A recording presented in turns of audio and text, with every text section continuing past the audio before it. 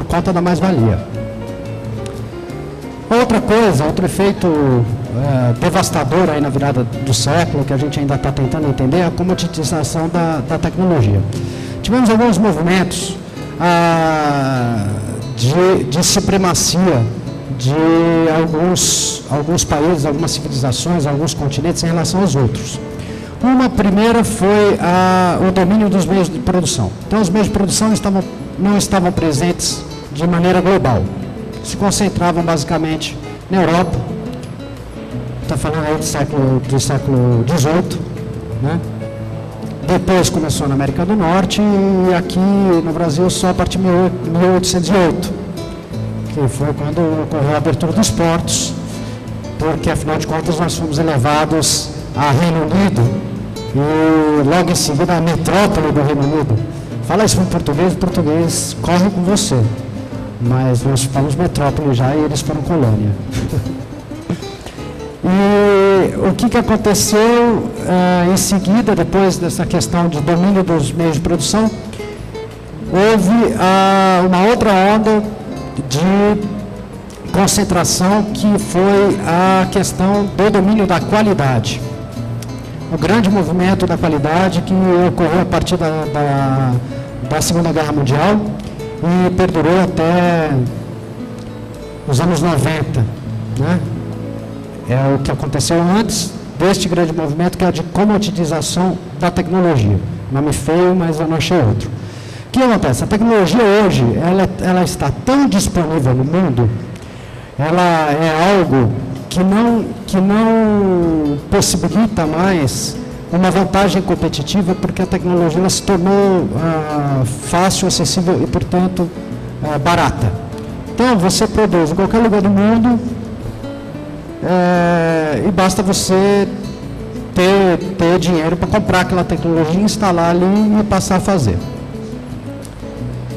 Outro fenômeno que nós estamos vivendo nessa virada de século é a questão da pasteurização do consumo, né? Então, o que acontece? Hoje em dia, houve uma saturação em torno da massificação dos produtos, principalmente dos sonhos de consumo. A gente ainda está flertando com essa coisa do consumo, muito fortemente.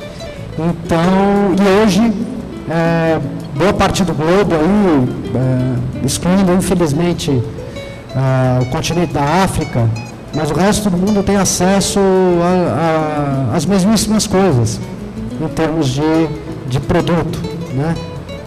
Eventualmente com uma outra diferença por questões culturais e afins, mas se não fosse a questão cultural o produto estaria lá, né? A África que é um problema que a gente ainda não conseguiu resolver, que é uma vergonha para a humanidade. A outra coisa, que é um grande movimento sem volta, e confesso para vocês que quem nasceu na década de 60, como eu, infelizmente, ou felizmente, não sei, mas o tempo passa para todo mundo, e a outra opção não é muito boa, então vou ficando velhinho mesmo. Todo mundo que nasceu próximo do final da década de 60, para trás, até 1970, ainda não entende muito bem, que é essa questão do relacionamento em rede. E quando eu falo em rede, estou falando do lato sensu, não é rede de computadores, rede mundial de computadores, as pessoas trabalharem, colaborarem, fazerem as coisas de maneira colaborativa, trabalharem no mesmo espaço, construir coisas juntas, tendo talentos e disciplinas dominando disciplinas completamente diferentes e transformando. Isso é uma coisa ainda difícil, confesso que é difícil para mim ainda. Eu flerto com isso aí, mas eu tenho alguma dificuldade. E outra coisa que está muito forte é o famoso dilema humano, que eu chamo, é famoso para mim, porque eu falo disso há muito tempo, falo disso desde a época em que se consolidou quando a Europa resolveu passar uma borracha nas suas fronteiras. Porque o ser humano ele tem a necessidade, ele tem a necessidade de ter um sentimento do pertencimento, de pertencer a uma tribo, de fazer parte de um grupo, mas ao mesmo tempo ele tem uma necessidade absurda de se diferenciar, né? E daí não estou fazendo propaganda, não, é crença mesmo. Esse negócio aqui, ele desperta os dois sentimentos, pertencimento e a diferenciação, porque cada um, isso aqui é um quadro negro, você escreve o que quiser aqui, você configura ele da maneira que lhe apraz, e nivela todo mundo, entendeu? Todo mundo que tem isso aqui, você nem falar, peraí que eu preciso ver se tem alguma coisa no meu celular, as pessoas falam, nem no meu smartphone, o smartphone é horrível, o pessoal fala, deixa eu ver se tem alguma coisa no meu iPhone, peraí que eu esqueci meu iPhone, né? Virou que nem Gillette, assim. Então essa foi a grande sacada, porque a pessoa quer fazer parte de uma tribo, mas ela quer ser diferente, faz parte do ser humano, isso está muito, muito, muito forte hoje em dia. Portanto, isso aqui contrapõe a questão da pasteurização do consumo. Ao mesmo tempo que nós temos uma pasteurização do consumo, pera lá, mas a hora que eu tenho acesso às coisas que todo mundo tem e quer ter, eu quero que o meu seja diferente. Então eu boto uma capinha diferente, boto os gadgets que eu quero aqui, os aplicativos e tal. E a outra coisa que é muito forte na virada do século é essa discussão da sustentabilidade, né?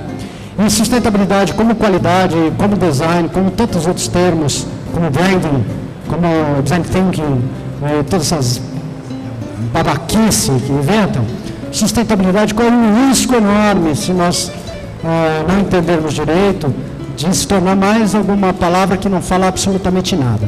Primeiro que sustentabilidade, no meu entender, é um termômetro. Funciona em graus. Você é mais sustentável ou menos sustentável. Porque é o seguinte, acho que a mais antiga invenção da civilização não foi o artefato, não foi o cara pegar da pedra lascada e resolver fazer um objeto para ajudá-la no serviço. Foi gerar lixo, porque o lixo é uma invenção humana. Tá certo? Porque a natureza, ela aproveita absolutamente tudo que apodrece, ela aproveita. Aquilo lá tem uma função depois de podre, né? E o homem é tão podre que ele inventou um negócio chamado lixo, né? E daí vem toda essa ideia da sustentabilidade, porque chega uma hora que nós estamos, parafraseando o eloquente orador Rulli, nós estamos com a merda por aqui, então nós temos que dar algum jeito, né? E daí, todo mundo fala nos 3 pilares, né? Social, ambiental e econômico. Eu sempre falo, porque é uma coisa que a gente vem estudando aí no nível do governo do Estado de São Paulo, que é a questão da sustentabilidade institucional, que são os marcos civis e regulatórios capazes de levar a sociedade, que são duradouros o suficiente para garantir que a sociedade tenha soluções que sejam mais sustentáveis socialmente, ambientalmente e economicamente, tá? E as pessoas não estão dando conta de que tem esse 4º pilar, e muitas instâncias de governo estão rasgando marcos regulatórios, e isso é um perigo, porque o mais barato é bem inimigo do bom, né? Então nós temos que tomar muito cuidado com isso. Então essa é algo que eu gostaria de chamar bastante a atenção de vocês. Outra coisa são as novas tendências de consumo. Eu acredito, isso são impressões minhas, tá? Eu acredito num consumo cada dia mais consciente, ou seja, menos consumo. Os 3 R's do tratamento do resíduo, para mim eles sempre devem ser, esse negócio dos 3 R's para mim também é uma grande bobagem. As coisas 3 R's, 5W, 2H, essas coisas para mim não faz muito sentido. Os 3 R's acabam bloqueando o modelo mental da gente, falando em modelo mental, de uma letra que é o não consumo, né? antes de você reutilizar, tá certo? Reciclar qualquer coisa, né? Fazer o reuso, fazer a reciclagem e tal. A primeira coisa que você tem que pensar será que eu preciso usar? Será que eu preciso consumir? Então eu não consumo. Aliás, hoje é um dia bacana, porque hoje é o No Shopping Day, né? Então o movimento aí do No Shopping Day, exatamente. Então o consumo vai se tornar mais consciente. A sociedade está se perguntando, mas por que a gente consome tanta coisa? Outra coisa, o produto ampliado. É um produto que oferece uma série de serviços relacionados. De novo, eu chamo a atenção aqui para o iPhone, que é um exemplo. Tá? Uma experiência de uso que possibilita você ter uma experiência que extrapola o próprio aparelho. E a questão da interação, de ter uma alta interatividade. A outra tendência de consumo é a procura de soluções inovadoras. E aí entramos nós, os designers. Temos a obrigação de inovar. Então, o que acontece? Para mim, da maneira como eu penso, da maneira como eu venho me informando, a criatividade, hoje, tende a ser a principal componente estratégica de um negócio. Tá? Ontem mesmo a gente estava em reunião lá com o Estunó, estava numa reunião num lugar bacanérrimo, lá na Vila Madalena, uma mesa, todo mundo descalço, de bermuda, discutindo o que nós vamos fazer aí nos próximos anos. E tem uma possibilidade, uma pessoa nos procurou para abrir um negócio no ramo de fabricação digital. E a gente primeiro precisa descobrir para quê? Para nós, entendeu? Nós queremos fazer alguma coisa desse gênero. A gente não sabe se vai fazer. Né? Porque a gente quer que a inovação, que a criatividade esteja realmente como algo estratégico no negócio da gente. A outra coisa é a atuação na percepção de valor do produto. Tá? Quais são os nós da indústria brasileira? Segundo... Ixi!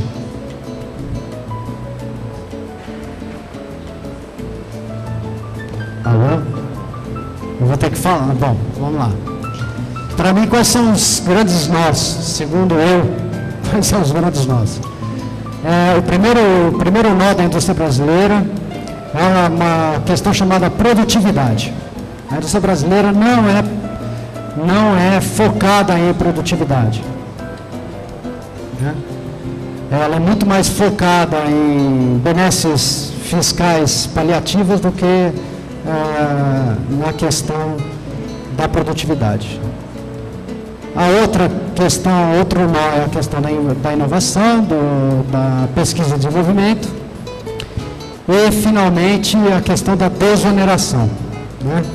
A indústria, ela sofre demais, aliás, o país inteiro sofre demais pela falta da desoneração dos meios de produção seja o que for, né? Produção econômica.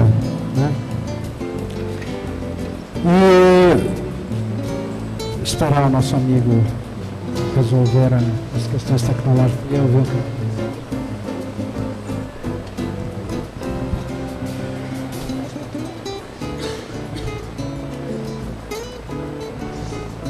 Foi eu que desliguei. Bom, tá, eu vou terminar já estou terminando. Então, assim, eu quis dar um panorama para vocês aí do que eu enxergo no ambiente que a gente está atualmente, né? E hoje em dia, quando a gente fala em design, hoje, logo no início da manhã, na conversa que nós tivemos a respeito de regulamentação, o Paulo Oliveira trouxe uma discussão interessante, que é a questão da inclusão, do design de ambiente. Né?